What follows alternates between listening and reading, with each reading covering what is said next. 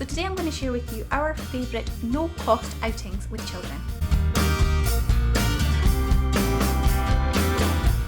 So today I wanted to share with you our favourite outings with the kids that don't cost any money. So number one is quite an obvious one, and it's a trip to the park.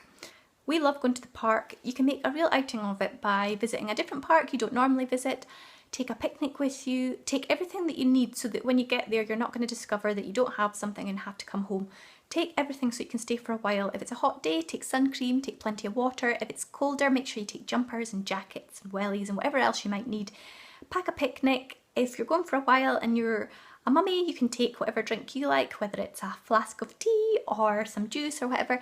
Make it enjoyable for everyone, including yourself, and you're more likely to want to do the activity and to stay longer because it's enjoyable for everyone, the kids and you. So number two is the library, and it always surprises me how many people don't use their local library.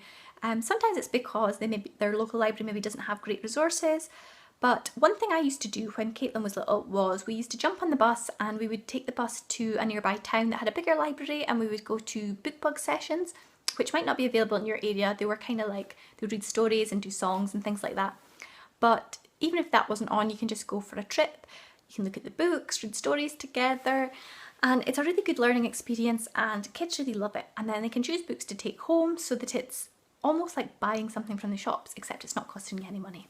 Number three is a trip to a pet store. I find kids of all ages love visiting pet shops.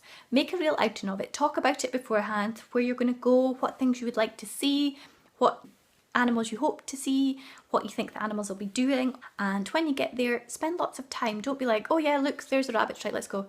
Spend a lot of time, talk about the animals, ask the children what they think of them, ask the children questions about the animals, ask the staff about the animals so the children can learn about them. Spend a lot of time, and then you can look around other things in the shop too. You can look at the foods and talk about what foods different animals eat and what toys they like and what sort of things you think that the animals would need to care for them. So it's not a case of just like walking in, look at the animals coming out. Make it into a real event, visiting the pet shop. It doesn't cost you any money and kids love looking at the pets. And as I said before about visiting the library, if you are planning a visit to the pet shop, when you go to the library, why don't you get out some books about the pets you might like to see, and then the children can read about the pets before they go or when they come back, either way, and it sort of consolidates the things that you've learned on your trip. Okay, the next one is along the lines of the pet shop, and that is the garden centre. And again, to make it into a real event, talk about where you're going, what you hope to see, what different kind of plants you think you'll see. Will there be summer houses? Will there be gnomes? Talk about why plants are important, all these different things. And when you go, take your time, really look at all the different plants, talk about them, don't rush around the shop. If it's a nice day, it means that you're getting outside, because most garden centres have an outdoor area because that's where plants live a lot of the time. And really talk about the different plants, talk about how our food grows maybe, talk about the different vegetables that grow and fruits.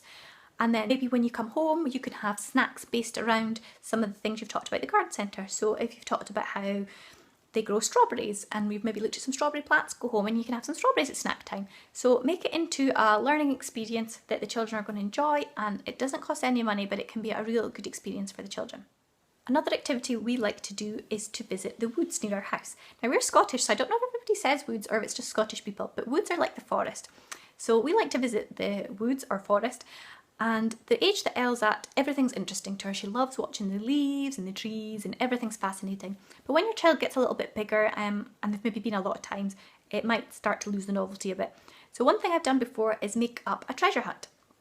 Now, if you've got a preschooler that can't read, one thing you can do is do it with pictures. You don't need to be arty. If you're not good at drawing and things, you can use the computer and you can download some clip art of leaves and things like that.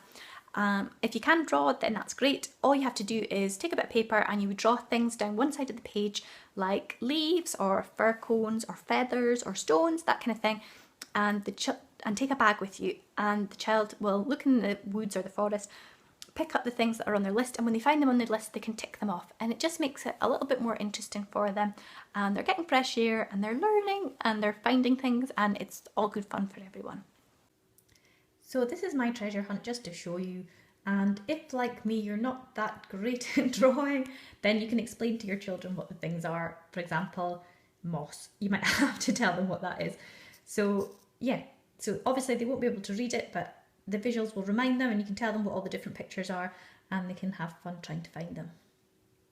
And the visual treasure hunt works really well as a shopping list as well. So you can use that idea for when you go shopping, make up your child's own little shopping list with a couple of things like maybe apples, bananas, bread, that kind of thing. And that's things that they can look for themselves on the shopping list to keep them entertained when you go shopping.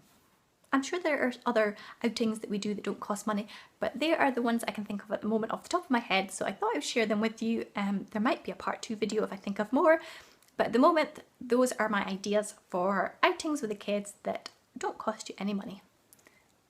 Thanks for watching. If you like this video, please give it a thumbs up. It would be lovely if you would subscribe if you haven't already, and please come and say hello on Instagram, Facebook and Twitter, because it would be lovely to see you all there too, and I love reading your comments, so please comment below, and on the other social media networks, that would be lovely to hear from you there too. Okay, thanks for watching. Bye!